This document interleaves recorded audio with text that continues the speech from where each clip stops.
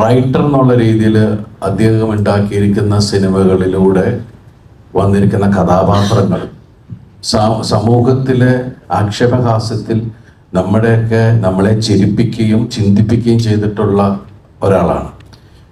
ജെന്യുവിനായിട്ടുള്ള ഒരാൾ, മനുഷ്യസ്നേഹി, പിന്നെ നല്ല ചങ്കൂറ്റൊരാൾ, പിന്നെന്താ പറയുക, അത്രയും ഡിഫറെൻ്റ് ആയിട്ടുള്ള സിനിമകൾ, നല്ല കലാസ്വാദകൻ, presence of mind, humour sense.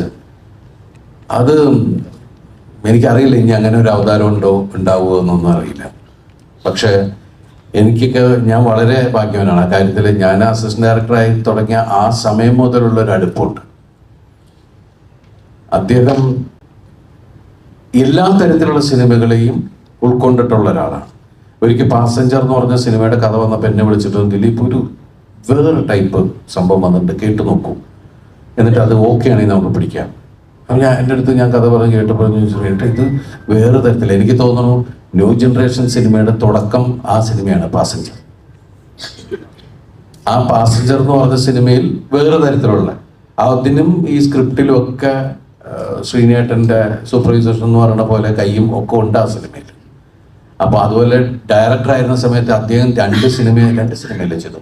ആ രണ്ട് സിനിമയും നമുക്ക് എടുത്തു വെക്കുന്ന രണ്ട് സിനിമകൾ തന്നെയായിരുന്നു.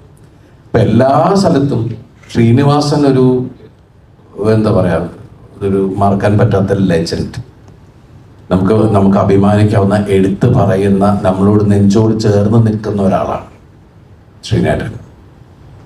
Thank you.